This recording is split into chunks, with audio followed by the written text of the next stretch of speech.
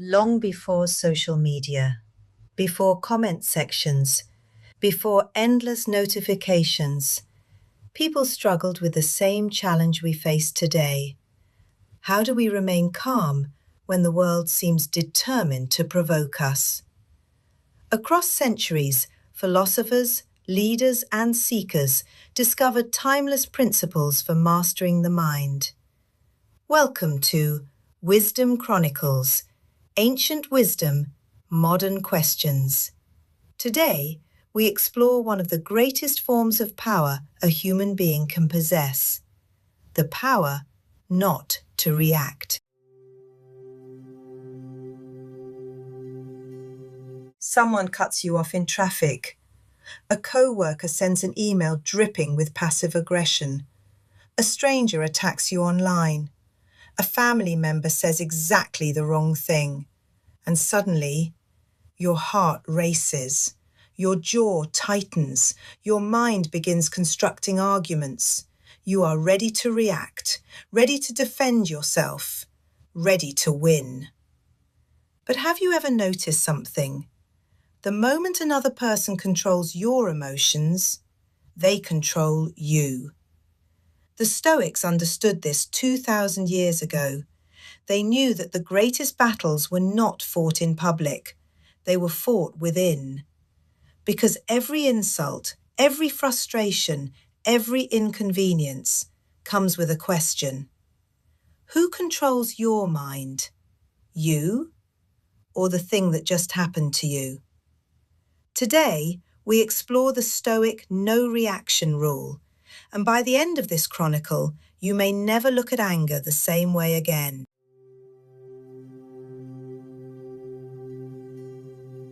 Look around. We live in what could be called an outrage economy. Everything competes for your emotional reaction. News headlines, social media posts, workplace drama, even entertainment. The louder the emotion, the more attention it receives. And attention has become a currency. So the world constantly asks, can I make you angry? Can I offend you? Can I trigger you? Because if I can, I own your attention. Seneca saw this long before smartphones existed. He called anger a brief madness. Think about that phrase, a brief madness. Because when anger takes over, reason temporarily leaves. We say things we later regret. We make decisions we wouldn't normally make. We become strangers to ourselves. And often the trigger is something incredibly small. A comment, a look, a delay, a disagreement. The event itself is tiny, yet our reaction becomes enormous. The Stoics would ask, why grant so much power to something so insignificant? You would never hand a stranger the keys to your home, yet many people hand strangers the keys to their peace every single day.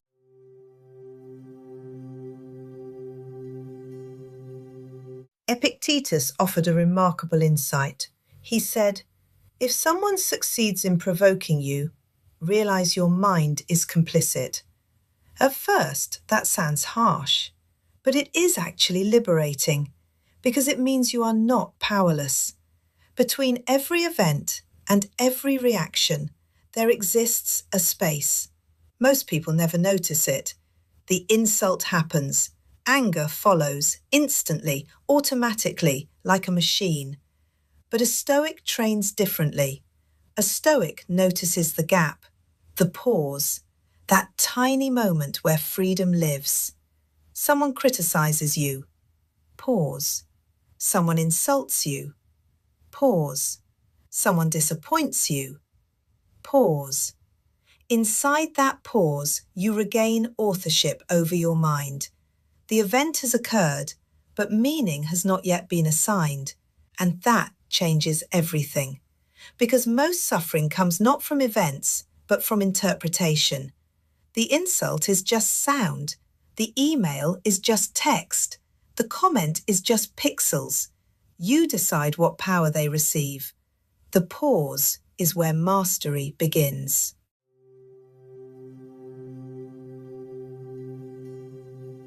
Marcus Aurelius offered a surprising alternative to anger. Not revenge, not confrontation, not superiority. Pity. When someone behaves badly, Marcus suggested asking, what ignorance is driving this behaviour? Think about it. People who are cruel are rarely peaceful. People who attack others are often fighting battles within themselves.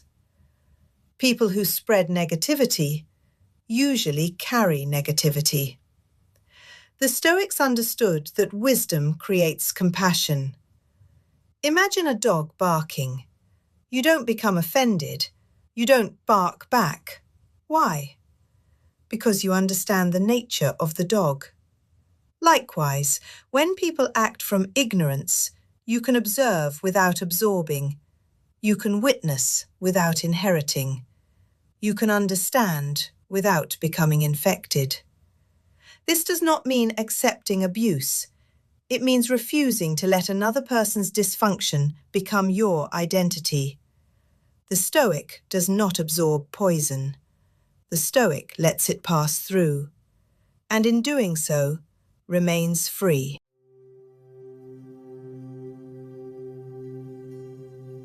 There is an old story. A wise master sat quietly beneath a tree. One day, a young warrior approached. The warrior wanted recognition. He wanted a fight. He wanted proof of his superiority. So he insulted the master. Again, and again, and again. Hours passed. Still the master remained silent, calm, unmoved. Eventually, the warrior became exhausted, humiliated, defeated by his own frustration. After he left, the students gathered around the master. They asked, "How could you tolerate such disrespect?" The master smiled and asked a question. If someone offers you a gift and you refuse to accept it, who owns the gift? The students replied, "The person who offered it." "Exactly," the master said. "He offered me anger. I declined it." What a powerful idea! Not every gift deserves acceptance. Not every opinion deserves attention. Not every insult deserves residence inside your mind. Some things are best returned unopened.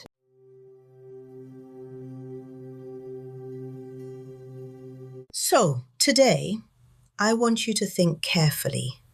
What emotional trigger controls you most? Criticism? Rejection? Disrespect? Traffic? Politics? Social media? Whatever it is, practice the pause. Not tomorrow, today. Because every moment you refuse to react automatically, you strengthen your inner fortress. And every time you strengthen that fortress, you become harder to manipulate, harder to provoke, harder to disturb. That is real power. If this chronicle helped you, tell me below. What is one thing you are choosing to stop reacting to? And if you're serious about mastering your mind, check out our Ancient Wisdom Mastery Bundle and Stoic Daily Journal in the description. The world will always offer you chaos. It will offer anger, distraction, fear, conflict. You do not have to accept every gift.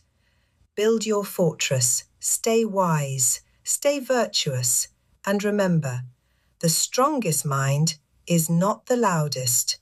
It is the one that remains calm when everyone else loses control. We'll see you in the next chronicle.